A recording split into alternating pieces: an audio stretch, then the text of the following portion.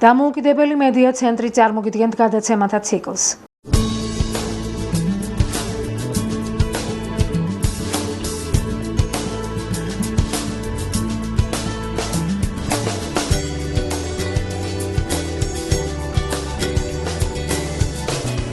ფერმერის დღიური.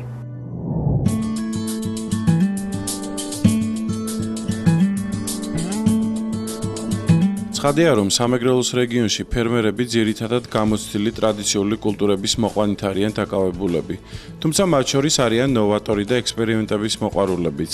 ფერმერთა ამ ნაწილმა ამ რეგიონში სალათის კულტურის მოყვანა დაიწყო და საკმაოდ წარმატებითაც. სოფელ კახეთში ჩვენ ერთ-ერთ მათგანს ვესტუმრეთ, სადაც ნანახმა ყოველგვარ მოლოდინს გადააჭარბა.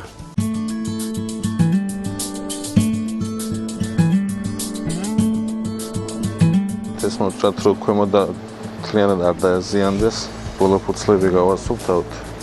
აი ამ სახით ხდება ამის წარდგენა ბაზარზე. ეს სახე იქნება 10 წელი დასაკრეფი, მეორე სახე ლოლაროს 30 და ჩავყრიფავთ კონტეინერში. გამარჯობათ.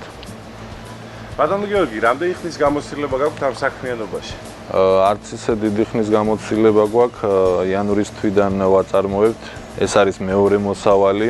ძირითადად აქ არის ორი სახეობა, ლოლა როსა, ლოლა ბიონდა, რომელმაც ჩვენი დაკვირვებიდან გამომდინარე ყველაზე მეტად გაამართლა ჩვენს პირობებში.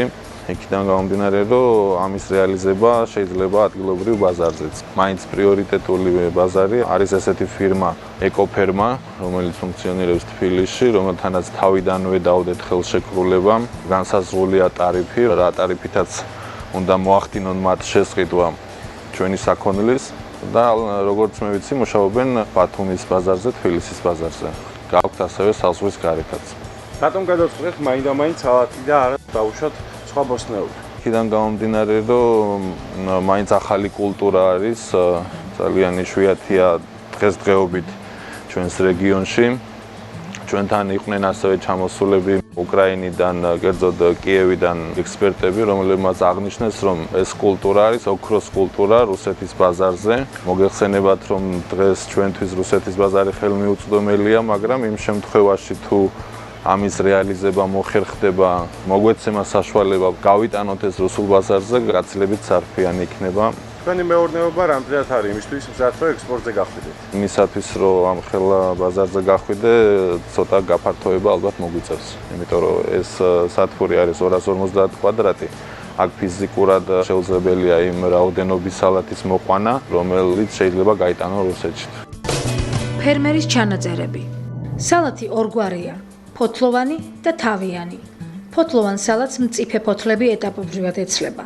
თავიანი სალათი კი ან ძირში იჭრება, ან ითხრება ძირიანად. სალათთან ერთად შეიძლება დაითესოს მწვანე ხახვი, ისპანახი, კომბოსტო, ბოლოკი, თალგამი, ხახვი.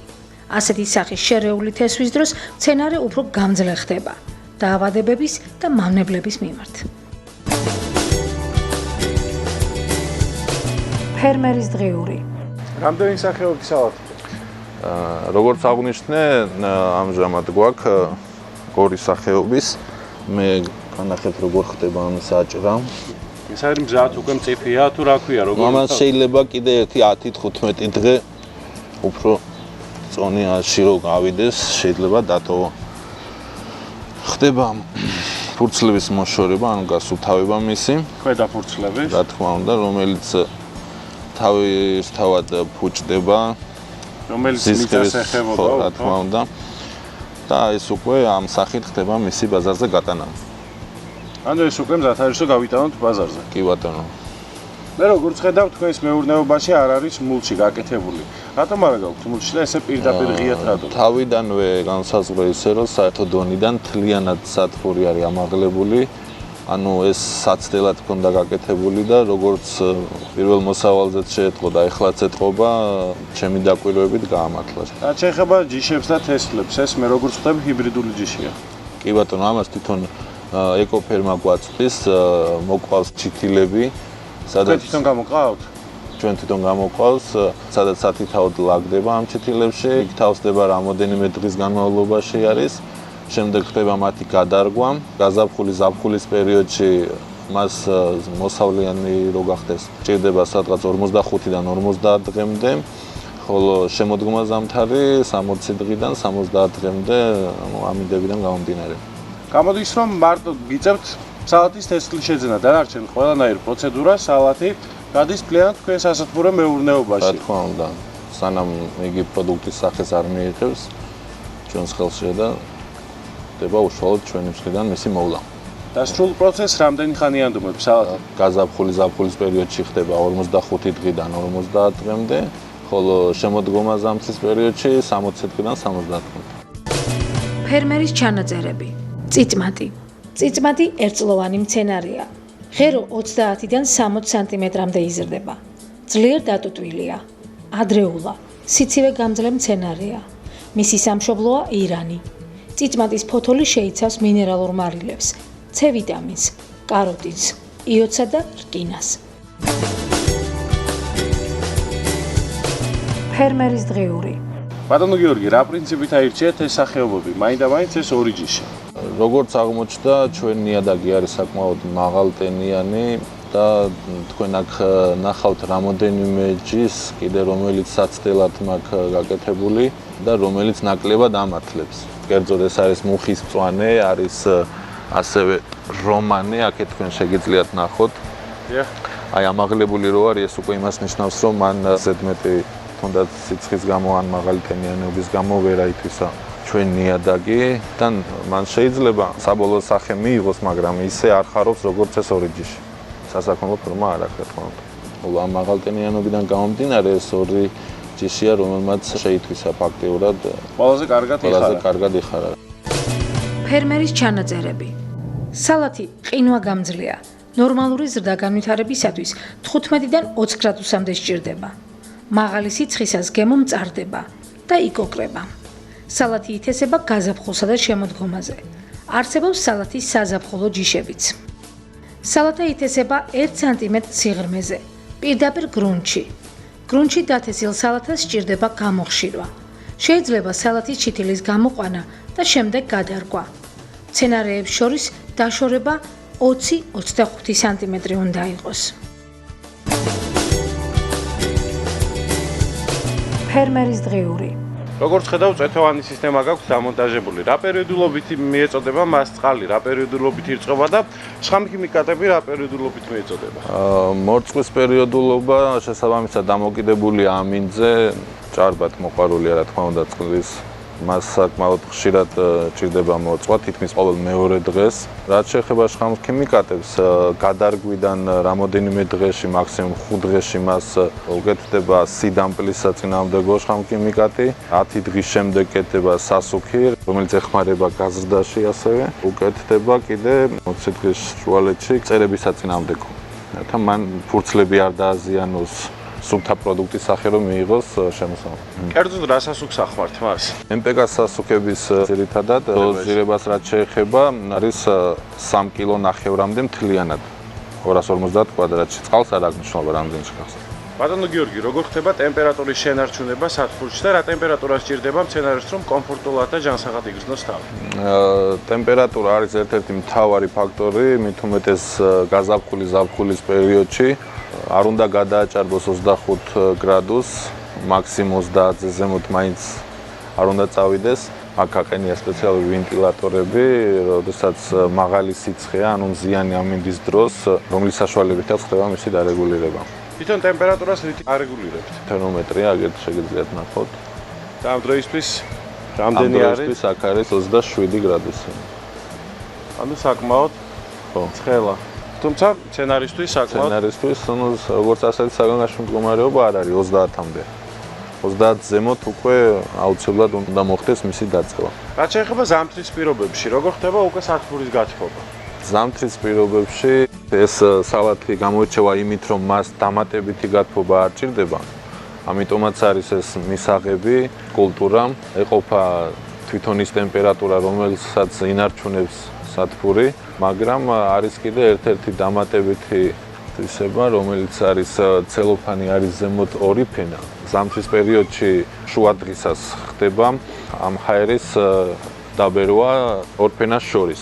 ანუ ეს მთლიანად ზემოთ სახურავი ინარჩუნებს იმ დღის ტემპერატურას მთელი ღამის განმავლობაში. აგერ შეგიძლიათ ნახოთ, სათბურის ზედა ფენა, ანუ სახურავზეა საუბარი, არის ორი ფენა ცელოფნით. აქ არის სპეციალური აპარატი, რომელსაც ჰაერი შეყავს შიგნით და ეს ხელს უწყობს იმ ტემპერატურის შენარჩუნებას ღამე, რაც არ უნდა მოყინოს, რომელიც იყო დღისით. აი, ჩაიქო. ჰაერი იტუმბება აი მორფენას შორის. როგორც ხედავ, ბატონო გიორგი, ზაფხულის პერიოდია და აი ამ დროისათვის სათბურის გვერდები აკეცილი გაქვს. და მხოლოდ დამთავი ბადი არის მათი გამყოფი. ღამითაც ზაფხულში გარკვეულწილად ინარჩუნებს ტემპერატურას, ანუ თლად რო დაიხუროს ღამითაც უკვე ზაფხულის პერიოდში ტემპერატურა საკმაოდ გაიზრდება და აქედან გამომდინარე სასურველია რომ მთლიანად აკეცილი იყოს. ხოლო რაც შეეხება ბადეს, ეს უკვე მწერებზეა გათვლილი, რომ მცენარე იზოლირებული იყოს ანუწერებისგან. ფერმერის ჩანაწერები. რადიჩიო საუკეთესო დანამატია სალათის მიქსისათვის. აქვს ხრაშუნა გემო. რძიანია. რადიჩიო შეფერილია წითელი ან იასამნისფერი ფერით. არუგულა. არუგულა წიწმატის მსგავსია. წიწმატისაგან განსხვავებით არუგულას ფოთლების გემო უფრო რბილი და მოტკბოა. მას მშრალი ღეროები აქვს. იტანს მსუბუქ თერმულ დამუშავებას. უხდება ხორცისა და კვერცხის შემცველ კერძებს. ფერმერის დღიური. ბატონო გიორგი, ეხლა ჩვენ ხელში გვიჭირავს სულ ახლად მოკრეფილი სალათის ფურცლები. რამდენად უძლებს ის ტრანსპორტირებას და რამდენად გამძლეა? მე როგორც ვიცი, საკმაოდ სათუთი მცენარეა. რა თქმა უნდა არის მალფუჭებადი, მაგრამ ამას ითვალისწინებს ფირმა, რომელთანაც გვაქვს ხელშეკრულება. მათ აქვს სპეციალური მანქანა, მაცივრის მანქანა, რომელიც მოსვლის შემდეგ ხდება ამის აჭრა. ანუ არავითარ შემთხვევაში რო აუჭრათ და მე ველოდოთ საკმარისია თუნდაც 9 საათი, 1 საათი რომ მან უკვე ფორმა დაკარგოს პროდუქტის. აი თქვენ შეატყობთ ეხლაც რომ უკვე რამოდენიმე წუთი აჭრილი გვაქვს და უკვე ზიანდება კუთხეები. როგორც კი ავჭრით ეს პირდაპირ მაცივრის მანქანაში მიდის. მგონი ძალიან გაყინვაც არ ვარ გამცენარეს. არა, ძალიან გაყინვა არა, უბრალოდ ინარჩუნებს ტემპერატურას. ფერმერის ჩანაწერები. მიზუნა. გემოთი ძალიან გავს როკოლსა და მდოგვრს. სწრაფმზარდია. შეუცვლელია ზღვისა და თევზ პროდუქტებში. საუკეთესო საკვებდანამატია მოხარშულ კვერცხთან. მაჩე. ამ სალათს მოტკბო გემო აქვს. საკვებად გამოიყენება ნორჩი ფოთლები. მალფუჭებადია და მისი შენახვა პრაქტიკულად შეუძლებელია. მაჩე კერძებს განსაკუთრებულ არომატს სცემს. ფერმერის დღიური. ზაფხულის პერიოდში ჩვენს ნიადაგზე ამის მოყვანა არ არის სასურველი. აქედან გამომდინარე, კერძოდ ჩვენს სათბურში გადაწყვეტილი მაქვს აგერ კიტრის მოყვანა. თქვენ ხედავთ აქ რამოდენიმე ძირია და არის 3 ჯიში, ეს არის რეგინა, ევოლუცია და აკორდი, რომელიც არის საცდელად. ანუ რომელიც უფრო გაიხარებს, რომელიც უფრო გაამართლებს ამ პირობებში, ამის მერე ეს ახლა 10-15 დღეში მთლიანად განთავისუფლდება, აიჭრება, მოხდება ამის რეალიზაცია და მერე უკვე კიტრის ჩანაცვლება მოხდება სადღაც სექტემბერი-ოქტომბრამდე. მერე უკვე ისევ სალათა მოდის. ბატონო გიორგი, შესაძლებელია თუ არა ზაფხულის პერიოდში გადავიტანოთ ღია გრუნტზე სალათი? ზაფხულის პერიოდში არ არის სასურველი, კერძოდ ივლისი, აგვისტო, მაგრამ ამ პერიოდში მაისი, ივნისი რა თქმა უნდა შესაძლებელია, თქვენ შეგიძლიათ გარეთ ნახოთ ასევე საცდელად გაკეთებული ღია გრუნტში, რამდენად შეიძლება მისი მოყვანა იგივე პირობები და იგივე მოვლით, რასაც მას უკეთებთ სათბურში.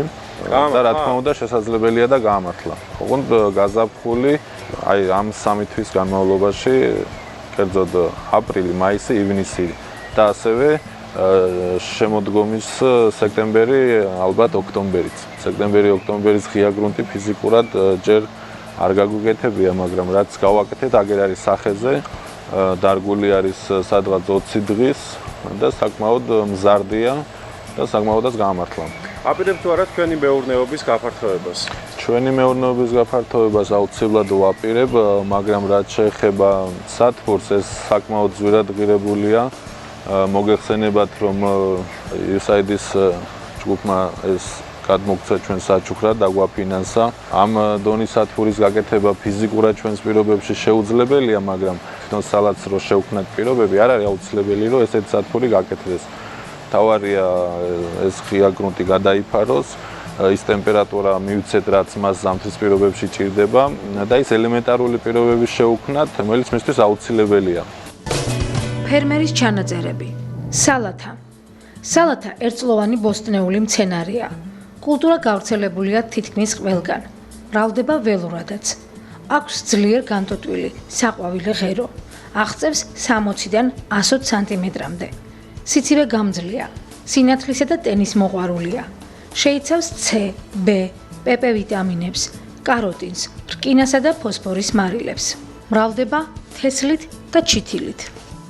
სალათის ფურცელი. ეს მცენარე ძალიან სასარგებლოა. აუმჯობესებს ნივთიერებათა ცვლას, სისხლის შემადგენლობას, აჩქარებს იარების შეხორცებას, ამშვიდებს ნერვიულ სისტემას, არეგულირებს წნევას, ორგანიზმიდან გამოყავს ტოქსინები. ფერმერის დღიური. რა რაოდენობის თესლია საჭირო, რომ მთლიანად ეს ტერიტორია ავითვისოთ და მოვიყვანოთ სალათი? ამ ტერიტორიაზე, როგორც მოგახსენეთ, არის 250 კვადრატი, მიდის სადღაც 2300-მდე სალათის ნერგი. ხარჯებს რაც შეეხება, არის 300 ლარამდე, კერძოდ პირველი მოსავლის დროს 270 ლარი მქონდა ხარჯი, ხოლო რაც შეეხება მოსავალს, შემოსავლის სახით 800 ლარამდე მივიღეთ. საკმაოდ მომგებიანი რა თქმა უნდა, მომგებიანია, კი ბატონო. სათბურის დამუშავება ხდება ოჯახის პირობებში, ანუ დამატებითი ხარჯები კერძოდ ჩვენ არ აგვაქვს აბსოლუტურად, ხარჯები არის მარტო თესლზე, მის მოყვანაზე, წამლებზე, შხამქიმიკატებზე, სასუქზე, რაც შეადგენს დაახლოებით 300 ლარამდე, ხოლო რაც შეეხება მოსავალს, ავიღეთ 800 ლარამდე. გამოდის, რომ 1-2-თან კი არა, ცოტათი მეტიც გამოდის მოგების სახით. ნაკლები რისკებია, რომ ნებისმიერი ფერმერისთვის თუ სოფლის მოსახლეობისთვის წამგებიანი აღმოჩნდეს თუნდაც ეს ბიზნესი. თანაც ხარჯი ძალიან ნაკლებია. ხარჯი ძალიან ნაკლები აქვს.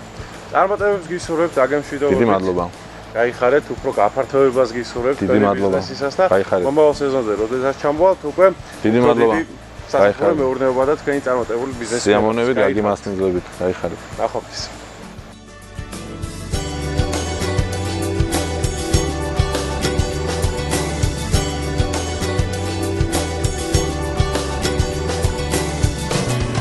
პროექტს ახორციელებს არასამთავრობო ორგანიზაცია დამოუკიდებელი მედია ცენტრი გაეროს განვითარების პროგრამისა და ნორვეგიის მთავრობის ფინანსური მხარდაჭერით.